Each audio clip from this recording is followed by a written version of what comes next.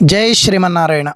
ఉగ్రం వీరం మహావిష్ణుం జ్వలంతం సర్వతోముఖం నృసింహం భీషణం భద్రం మృత్యోర్మృత్యున్నమామ్యహం.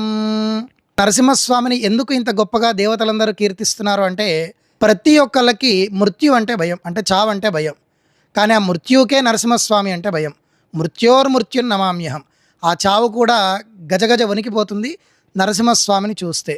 హిరణ్యకశిపుడు బ్రహ్మదేవుడి చేత కొన్ని వరాలు పొందాడు. ఏమేంటి అంటే, మొదటి వరం, నేను గాలిలో చావకూడదు, నేల మీద చావకూడదు, నీటిలో చావకూడదు, అంటే ఎక్కడా కూడా మరణం రావద్దు అని ప్లాన్ ప్రకారంగా మొదటి వరాన్ని కోరుకున్నాడు. ఇక రెండో వరం వచ్చేసి, నేను దేవతలతో కానీ, రాక్షసులతో కానీ, మానవులతో కానీ, మృగములతో కానీ ఎవరి ద్వారా నాకు మరణం రాకూడదు. ఇక మూడో వరం వచ్చేసి, ఎటువంటి అస్త్రము కానీ, ఎటువంటి శస్త్రము కానీ, అంటే ఆయుధాలతో కానీ నాకు మరణం రాకూడదు అని కోరుకున్నాడు హిరణ్యకశిపుడు.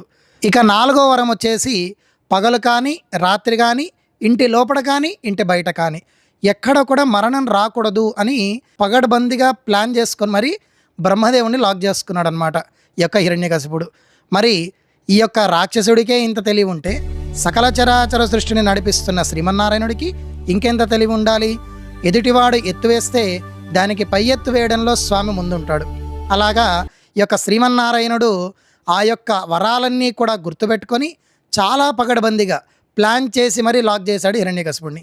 ఎలాగంటే, మొదటి వరంలో మీరు చూసుకున్నట్టయితే అటు నేల కాదు, అటు ఆకాశం కాదు, మధ్యలో అంటే స్వామివారు కూర్చొని తన తొడపైన పడుకోబెట్టుకున్నాడు.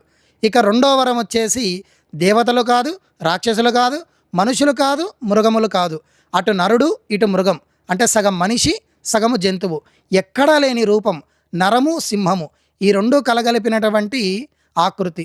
ఇక మూడవది, అస్త్రము కానీ శస్త్రము కానీ అన్నాడు. మరి నరసింహస్వామికి ఆయుధాలు అవసరం లేదు, తన గోర్లే నఖశిఖ పర్యంతం, నఖములు అంటే గోర్లు, ఆ నఖములతోటే ఆ యొక్క హిరణ్యకశిపుడి యొక్క పొట్టని చీల్చివేశాడు. ఇక నాలుగో వరం ఏం కోరుకున్నాడు? ఇంటి బయట కాదు, ఇంటి లోపల కాదు, నాకెక్కడా మృత్యు రావద్దని కోరుకున్నాడు. మరి స్వామి ఏం చేశాడు? అటు పగలు కాదు, ఇటు రాత్రి కాదు, సూర్యుడు అస్తమిస్తున్న సమయం, చంద్రుడు ఉదయిస్తున్న సమయం, అంటే సాయంకాలం సమయంలో ఇంటి గడప మీద స్వామి కూర్చొని ఆ తొడపైన హిరణ్యకశిపుడిని పడుకోబెట్టి తన యొక్క శరీరం అంతా కూడా చీల్చివేశాడు స్వామి. మరి ఎంత గొప్పనైనటువంటి సంహారం చేశారు అంటే, దేవతలందరూ కూడా ఒక్కసారి అహోబలం అహోధైర్యం అని కీర్తించారన్నమాట. అలాంటి శక్తివంతమైనటువంటి రూపాన్ని దర్శించడానికి దేవతలు సైతం గజగజ వణికిపోయారు. ఎందుకు వచ్చాడు స్వామి? అంత రూపంతో, అంత ఉగ్రంతో, అంత క్రూరంతో రావాల్సిన అవసరం ఉంది? కేవలం ఒకే ఒక కారణం. మీరు చూడండి, భగవంతుడి యొక్క దశావతారాల్లో ఒక్కొక్క అవతారం ఒక్కొక్క కారణంతో ఉద్భవించింది. కానీ కేవలం ఒకే ఒక్క అవతారం తన భక్తుణ్ణి కష్టపెడుతుంది చూడలేక భక్తుణ్ణి కాపాడడానికి స్వామి ఉద్భవించినటువంటి రూపమే నరసింహ రూపం. ప్రహ్లాదుడు ఏం కోరుకున్నాడు? అంతటా నారాయణుడు ఉన్నాడు అని కీర్తిస్తూ ఉండేవాడు. మరి హిరణ్యకశిపుడు ఈ స్తంభంలో ఉన్నాడా అంటే, ఇందుగలడందులేడని సందేహము వలదు అని ప్రహ్లాదుడు కీర్తిస్తున్నాడు. ఇక్కడ అక్కడ కాదు, సర్వాంతర్యామి అయి ఉన్నాడు స్వామి. ఏది స్తంభంలో ఉన్నాడా? ఖచ్చితంగా ఉన్నాడు అని చెప్పగానే ఆ స్తంభాన్ని పగలగొట్టాడు ఈ యొక్క హిరణ్యకశిపుడు. ఆ స్తంభం పగలగొట్టిన క్షణంలోనే మీరు చూడండి, స్తంభంలో ఎక్కడైనా పగలగొట్టచ్చు, ఆ పాయింట్అవుట్ చేసి చూపించిన ప్లేస్లోనే స్వామి ఉద్భవించాడు. అది భగవత్ తత్వం. అలాంటి భగవంతుడు ఆ స్తంభంలో నుంచి ఉద్భవించి భక్తుణ్ణి రక్షించడానికి స్వామి హిరణ్యకశిపుడిని సంహరించడానికి వచ్చాడు. మరి భక్తుడిని ఎన్ని బాధలు పెట్టాడు? పాములతో చంపడానికి ప్రయత్నం చేశారు, మంటల్లో వేశారు, నీళ్ళల్లో వేశారు, ఏనుగులతో తొక్కడానికి ప్రయత్నం చేశారు, రాక్షసులతో భయపెట్టారు. ఎన్ని రకాల బాధలు పెట్టినా అవేమీ కూడా మానకుండా నిత్యం నారాయణ నారాయణ అని కీర్తిస్తున్నాడు ఈ యొక్క ప్రహ్లాదుడు. మరి మీ అందరికి ఒక డౌట్ వచ్చుండొచ్చు, మరి మనం పిలిస్తే వస్తాడా భగవంతుడు? ఖచ్చితంగా వస్తాడు. కాకపోతే ఒక కండిషన్. ప్రహ్లాదుడు లాంటి భక్తి, ప్రహ్లాదుడు లాంటి ఒక ఆర్తి, నేను స్వామిని చూడాలి, నేను స్వామి చింతకు చేరాలి అనే యొక్క ఆర్తితో నువ్వు కీర్తిస్తే, ఆనాడు హిరణ్యకశిపుడిని సంహరించడానికి, ప్రహ్లాదుని కాపాడడానికి ఎలా అయితే స్తంభాన్ని చీల్చుకొని బయటికి వచ్చాడో, అలా నీలోపటి నుంచి కూడా భగవంతుడు బయటికి వచ్చి నిన్ను అనుగ్రహిస్తాడు. ఇక మూడవది, మనలో కూడా హిరణ్యకశిపుడు లాంటి లక్షణాలు ఉన్నాయి. ఎక్కడ చూసినా శరీరం అంతా స్వార్థం. నేనే నేనే నేనిదే చేస్తున్నా, నేనే చేయగలను, నేనే చేయాలి అనే అహంకారంతో విర్రవీగుతూ ఉంటారు. మీరు చూడండి, మనలో 6 శత్రువులు ఉంటారు. కామ, క్రోధ, లోభ, మోహ, మద, మాత్సల్యం. ఈ 6 ఎప్పుడైతే శత్రువుల్ని జయిస్తారో అప్పుడే భగవంతుడు మీకు దర్శనమిస్తాడు. కాబట్టి ప్రహ్లాదుడు కూడా ఇలాంటి 6 శత్రువులను జయించినాడు కనుకనే భగవంతుడు ప్రహ్లాదుడి కోసం వచ్చాడు.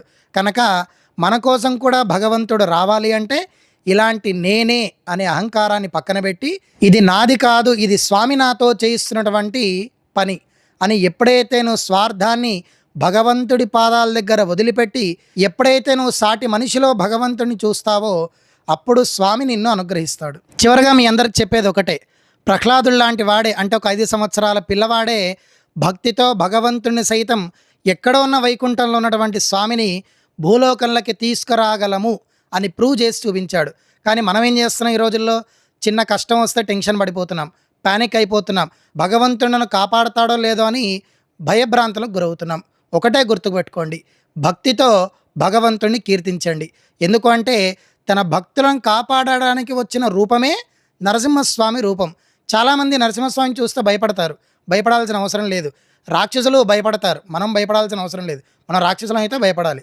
కాబట్టి మనం మనుషులం, నిస్వార్థంగా భగవంతుణ్ణి కీర్తిస్తే ఖచ్చితంగా స్వామి ప్రసన్నుడై మనందరినీ కూడా అనుగ్రహిస్తాడు. కాబట్టి మీరు ఒకే ఒక్క పని చేయండి. రాబోయే ఏప్రిల్ 30వ తారీఖు రోజున నరసింహ జయంతి సందర్భంగా స్వామి ఆవిర్భవించినటువంటి రోజు, అంటే సంధ్యాకాలంలో 6 గంటల సమయంలో పూజా గదిలో స్వామివారి యొక్క ఫోటోను కానీ, స్వామివారి యొక్క విగ్రహాన్ని కానీ ఏర్పాటు చేసుకొని స్వామివారికి పూజ చేసుకొని భక్తి శ్రద్ధలతో స్వామివారికి మీ మనసులో ఉన్నటువంటి కోరిక కోరుకోండి. మన యొక్క జీవితంలో ఎంతోమంది శత్రువులు ఉంటారు.